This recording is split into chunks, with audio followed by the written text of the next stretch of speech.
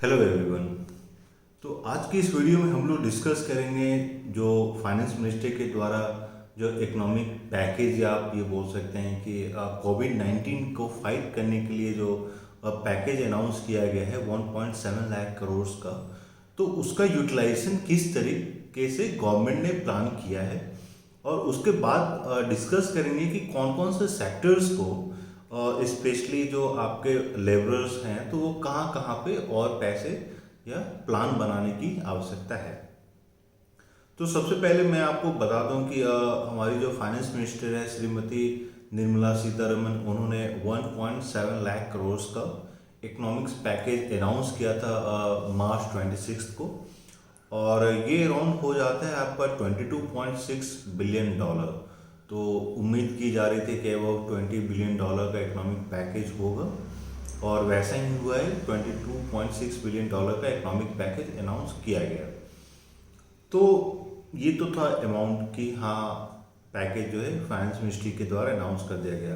अब सवाल ये आता है कि उसका यूटिलाइजेशन किस तरीके से होगा। ये इम्पोर्टेंट इसलिए है क्योंकि अगर आप देखिएगा तो सारा लॉकडाउन के कारण जो प्रायोरिटी सेक्टर है, यानी गवर्नमेंट किस सेक्टर को मान रही है कि वहाँ पे ज़्यादा इकोनॉमिक पैकेज की ज़रूरत है और उसके हिसाब से गवर्नमेंट ने क्या क्या प्लान किया है खर्च करने का। तो अगर आप पूरे पैकेज को देखिएगा और किस तरीके से डिस्ट्रीब्यूशन की बात हुई है, तो पूरा पैकेज में जो अभी तक उन्होंने डिस्क्राइब किया है वो सारा मनी पूरा सेगमेंट ऑफ द सोसाइटी को देने की बात की गई है। और ये सबसे महत्वपूर्ण भी है क्योंकि बाकी जितने आपके मिडिल क्लास या हाई क्लास इनकम ग्रुप उनके पास जो है इनकम सपोर्ट होता है, या आप ये बोल सकते हैं कि उनके पास वो बफर होता है कि वो किसी भी शॉर्ट टर्म कॉशन को या शॉक को रोक पाएंगे। लेकिन जो आपके पुअर क्लास होते हैं उनके पास both income to price ratio जो होता है वो बहुत ही कम होता है, यानी वो जितना पर डे अर्न कर पा रहे हैं उसको वो पर डे स्पेंड कर देते हैं। इसलिए इस लॉकडाउन के कारण क्योंकि अब वो लोग काम नहीं कर पा रहे हैं तो वो लोग एक वल्नरेबल सेक्शंस हो जाते हैं, या आप ये बोल सकते हैं कि ये लोग वो पोरर सेक्शन ऑफ द सोसाइटी होते हैं जो किसी भी इकोनॉमिक लॉकडाउन के कारण सबसे ज़्यादा अफेक्टेड होते हैं। तो गवर्नमेंट ने जो डिसाइड किया है, मैं अगर आपको बताऊं तो गवर्नमेंट ने डिसाइड किया है कि अराउंड 5 kg ऑफ व्हीट या राइस दोनों में से कोई भी एक हर एक इंडिविजुअल के लिए अगले 3 महीने के लिए देना है, मतलब कि अप्रैल, मई और जून। इसके साथ ही गवर्नमेंट ने ये भी डिसाइड किया है कि चावल या आटे के साथ साथ हम जो है 1 kg दाल भी देंगे। और ये डिसाइड हुआ है कि अराउंड 800 मिलियन जो इंडिविजुअल्स हैं, आप ये बोल सकते हैं कि 80 करोड़ पीपल को ये सर्व किया जाएगा। उसके जो नेक्स्ट इंपॉर्टेंट पॉइंट है जिस पे गवर्नमेंट ने फोकस किया है वो है फ्री सिलेंडर्स। आप लोग जानते हैं उज्ज्वला योजना के अंतर्गत गवर्नमेंट ने बहुत सारे हाउस होल्ड्स को सिलेंडर दिया था सो दैट कि वो लोग वुड या कोल से हटकर क्लीन कुकिंग गैस पे आ सकें। तो गवर्नमेंट ने ये डिसाइड किया है कि अराउंड 8.3 करोड़ हाउस होल्ड्स को फ्री सिलेंडर दिया जाएगा और ये वो poorer sections of the society जो होंगे जिनको फ्री सिलेंडर दिया जाएगा, और ये वो फैमिलीज होंगे जिनका सोर्स ऑफ इनकम अभी एडिशनल सोर्स ऑफ इनकम नहीं है। इसके साथ साथ गवर्नमेंट ने कैश ट्रांसफर की भी बात कही है। गवर्नमेंट ने ये बोला है कि ₹500 पर मंथ हर एक औरत को जिनका जनधन अकाउंट है 3 महीने के लिए ट्रांसफर किया जाएगा। तो आप एक साइड देख पा रहे हैं कि उनको खाना दे दिया गया है और खाना को बनाने के लिए सिलेंडर दे दिया गया है और इसके साथ ही 500 दिया गया है पर मंथ जो कि एसेंशियल प्रोडक्ट्स के लिए इस्तेमाल होगा। अब सवाल ये है कि ये 500 ज़्यादा है, कम है, सफिशिएंट है, इस पॉइंट पे हम लोग बाद में डिस्कस करेंगे।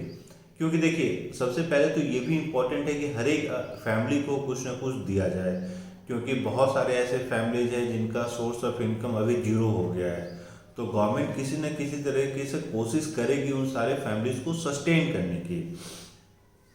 जो दूसरा इम्पोर्टेंट योजना जिसको आप बोल सकते हैं या इनिशिएटिव बोल सकते हैं वो प्रधानमंत्री किसान सम्मान योजना के अंतर्गत 2000 हर एक फार्मर्स को दिया जाएगा। जैसे कि इस स्कीम में ये है कि इंडियन गवर्नमेंट हर एक फार्मर्स को पूरे साल में 6,000 रुपये देगी। लेकिन इस बार गवर्नमेंट ने ये बोला है कि अब क्योंकि कोविड-19 के कारण इकोनॉमिक लॉकडाउन हो गया है, कोई भी काम धंधा नहीं हो पा रहा है, तो वो एडवांस में ही सबको 2-2 हज़ार रुपये दिए जाएंगे। अब इस पे बहुत सारे लोगों का ये भी कहना है कि एडवांस में 2,000 रुपये एडवांस में 6,000 दे दिया जाता तो फार्मर जो है सस्टेन कर जाता। तो इस पे भी हम लोग बाद में डिस्कस करेंगे कि क्या 6,000 देना इम्पोर्टेंट है या 2,000 से भी काम चल सकता है। जो तीसरा है वो है मनरेगा का वेज रेट इंक्रीज करने की बात। लेकिन अभी क्योंकि इकोनॉमिक लॉकडाउन हो गया है तो इसका जो तुरंत इम्पैक्ट होगा वो नहीं होगा, क्योंकि वेज रेट का जो बेनिफिट है वो उसी समय लिया जा सकता है जब वर्कर्स जो हैं वो काम पे जाना स्टार्ट कर दें।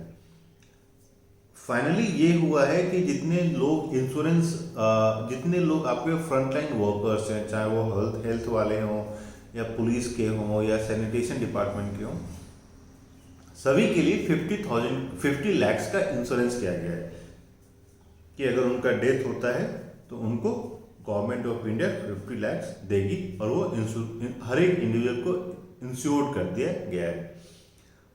तो ये तो था कि पूरा इकोनॉमिक पैकेज आपका 1.7 लाख करोड़ का किस तरीके से खर्च करना है और किस किस सेक्टर्स में कितना कितना पैसे देने हैं। तो अगर आप पूरे इकोनॉमी को देखिएगा, अगर आप पूरे सिस्टम को देखिएगा तो उसमें एक फोकस जो गवर्नमेंट का है वो है कि पोरर सेक्शन, और स्पेशली पोरर सेक्शन में भी कोशिश की जा रही है कि जितना ज़्यादा से ज़्यादा पैसे हैं और जो मनी है वो वुमेन के हाथ में दिया जाए, सो दैट कि वो उनका एफिशिएंटली और अच्छे से यूटिलाइज कर पाए। अब दूसरे पॉइंट पे आते हैं जो सवाल बहुत सारे लोगों ने उठाया था कि 500 सफिशिएंट है या नहीं है।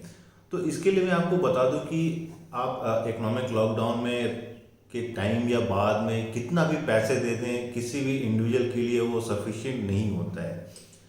क्वेश्चन आता है कि जब भी हमें पैसे की ज़रूरत है तो गवर्नमेंट या स्टेट गवर्नमेंट या यूनियन गवर्नमेंट किस तरीके से फंड को रेज करेगी, क्योंकि at the end of the day finally आप जानते हैं कि कोई भी पैसे अगर गवर्नमेंट स्पेंड करती है तो उसका इकोनॉमिक बर्डन जो है आगे चलकर पब्लिक पे ही आता है।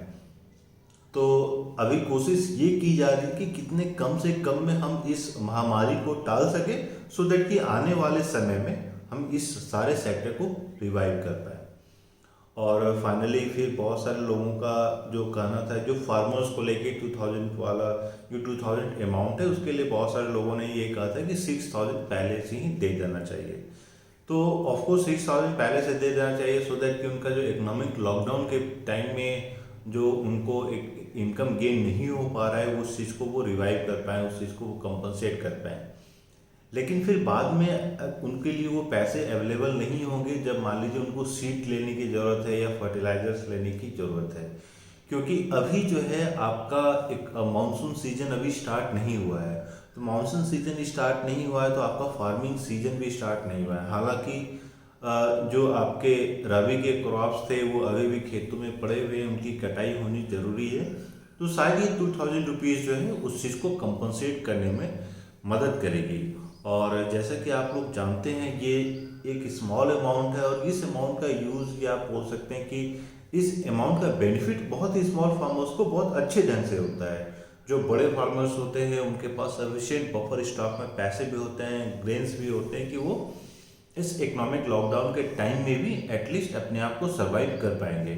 लेकिन जो स्मॉल फार्मर्स होते हैं जिनके पास बहुत ही छोटे हाउस होल्ड लेवल पे लैंड ओनरशिप होता है तो उनके लिए ज़्यादा मुश्किल है।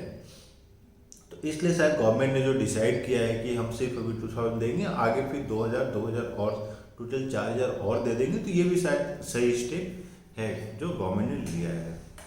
और लास्ट जो मैं सोच रहा था डिस्कस करने का, जिसपे गवर्नमेंट ने भी अभी कोई स्टेप नहीं लिया है, वो है कि जितने आपके कैजुअल लेबर्स हैं तो उसको किस तरीके से कंपनसेट किया जाए, क्योंकि बहुत सारे ऐसे कैजुअल लेबर्स हैं और ना ही अपने इंडिया में कोई सिस्टम है कि कैजुअल लेबर्स को हम किसी तरीके से रजिस्टर कर पाए। बहुत सारे जो कंस्ट्रक्शन वर्कर्स हैं, जो रजिस्टर्ड कंस्ट्रक्शन वर्कर्स हैं, उनको कंपनसेट करने की बात चल रही है कि उनके जितने दिन भी वो काम नहीं करेंगे फिर भी उनको पैसे दिए जाएंगे। लेकिन जो अनरजिस्टर्ड वर्कर्स है, जो छोटे छोटे शहरों में काम करते हैं या बड़े शहरों में, फॉर एग्जांपल जो रिक्शा चला रहे हैं, ठेला चला रहे हैं, ई रिक्शा चला रहे हैं, उनके लिए ये कंप्लीट लॉस है। एक इनकम लॉस तो है ही, और अगर मान लीजिए उनके पास कोई डॉक्यूमेंट नहीं है या बैंक अकाउंट नहीं है या उन्होंने मान लीजिए गैस नहीं लिया है, तो वो अपने आप को किस तरीके से कंपनसेट कर पाएंगे। और तो ये इस पे गवर्नमेंट को कुछ ना कुछ सोचना चाहिए। और इसके लिए इम्पोर्टेंट है कि जब हम अगले साल का जो इस साल के सितंबर अक्टूबर से ही जो सेंसस स्टार्ट होने वाला है, तो उसमें भी सेंसस को और आपको आधार कार्ड के साथ लिंक कर देना चाहिए, सो दैट कि हर एक इंडिविजुअल का इकोनॉमिक स्टेटस हम पता कर पाएँ और ज़रूरत के समय पे हम उनको सही आप ये बोल सकते हैं कि जो बेनिफिट है या हेल्प है वो पहुंचा सकें। और जैसे कि आप जान रहे हैं कि लॉकडाउन अभी चल रहा है और ये फाइनली कब तक चलेगा, तो ये इसका उम्मीद लगाना मुश्किल है। हर एक दिन नंबर ऑफ केसेस बढ़ते जा रहे हैं और जितने ये केस बढ़ेंगे तो इकोनॉमिक लॉकडाउन इसी इसी रफ्तार से और बढ़ता चला जाएगा।